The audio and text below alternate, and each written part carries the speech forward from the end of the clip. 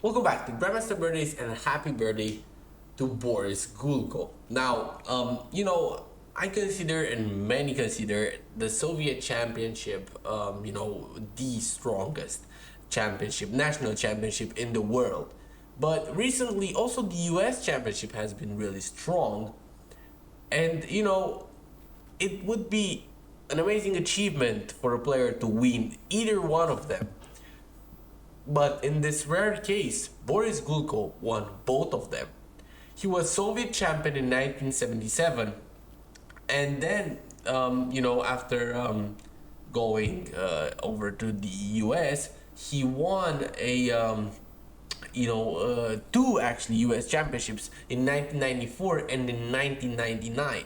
He also holds, a positive score against Gary Kasparov, and he has been, an amazing player. But due to political reasons, a lot of his career was, halted, and he had to put it on pause for a lot of years because of his anti-communist views.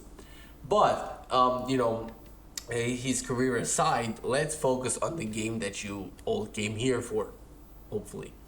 And he's playing with the black pieces against Bronstein. And I'm actually gonna flip the board. I usually don't do that, but in this case, I'm gonna do it. And we have a French defense, and not only a French defense, a Tarash, and an open system. Now Bronstein, a really strong player, and many were surprised that he actually lost this game, and you're gonna see why.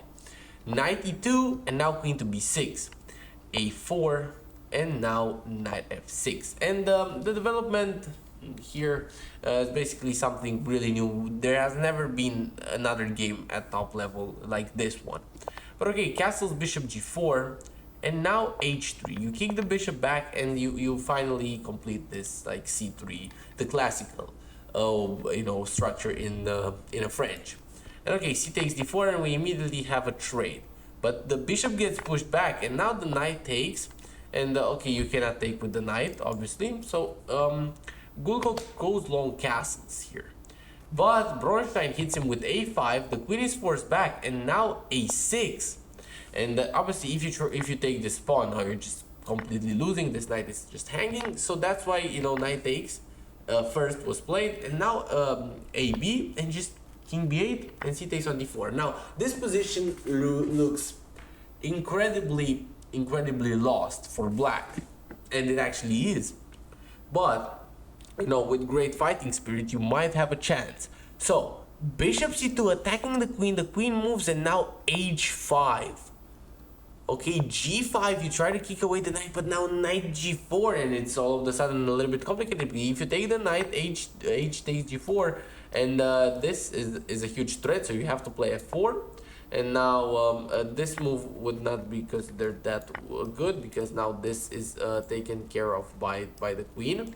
So you would have to play something like, I don't know, queen b6, try to take the pawn this way.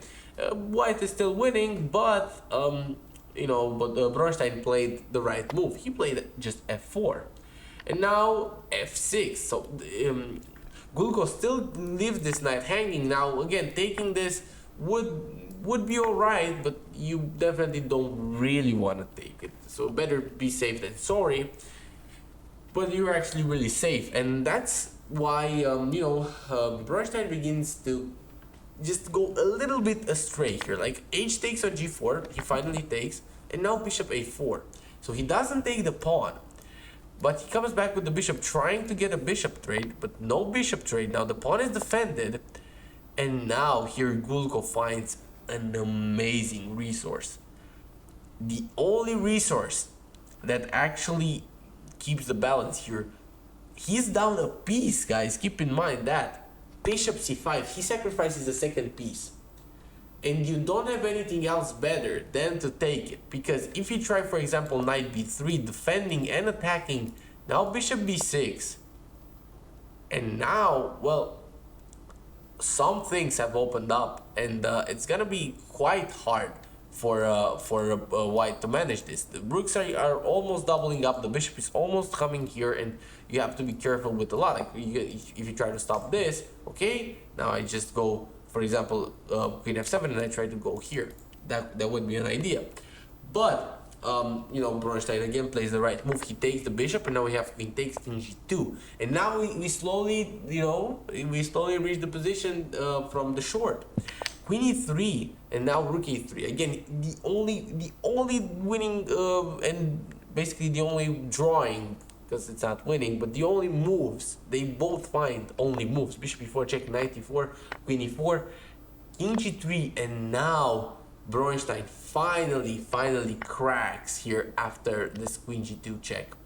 King f5, and now f takes on g5, and here white is actually winning, but you know, the complexity of the position is just insane. I don't even have words for it. Like, for example, rook e1 is the only winning move, but why?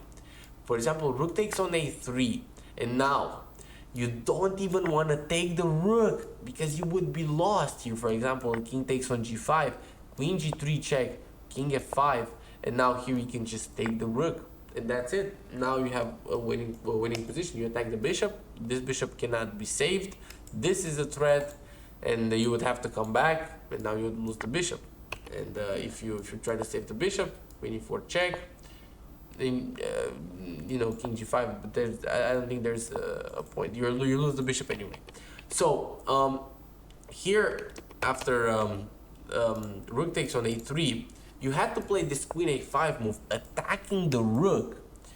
And now after queen h3 check, now go not takes here. This is, first of all, this is mate in 1. But not king g6. This would be again very bad. But king e5, and now basically, you know, black is out of reuseful checks. Like, you might say, well, isn't this a useful check because you cannot capture it? And you would be right. But now just for example, the king doesn't even have to take, right? Getting into a possibly dangerous situation, he can just come here, and now you cannot go back, and you can give a check, but now just king d7, and you know that it's crazy, because now if you try to like take the rook, now you're getting checkmated. This is actually checkmate. So yeah, really not an easy position here by any means to play, and this would be just one sample variation, and if we follow the best line here, like take g5, rook e1, and now takes, queen a5, queen h3 check, king e5.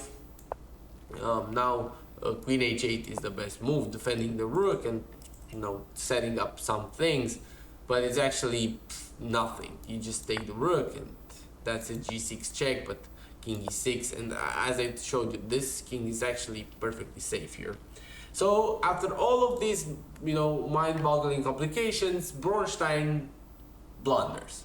He takes the rook, and here I don't know what he didn't see. Maybe he thought he had the same like running away idea, but now it doesn't really work, because you see, you can just give this rook f6 check, and at the end of the day you lose the queen, and that's the whole point. You had to have this queen here on a5, yes, and yeah, he just lost here. He thought, you know, he tried to run away, but in the end, yeah, I mean, you just get checked, and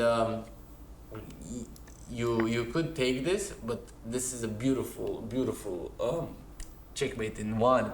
Can you spot it? The rook covers all of these squares, and it basically after queen to e4, this is just like a back rank. I mean, you cannot pass here, and then the queen, you know, just delivers a nice checkmate in the middle of the board. King e5, and now queen e4, and you lose the queen, and now, yeah, you're basically lost here, and Bronstein finally resigns. But an amazing game played by Boris Gulko.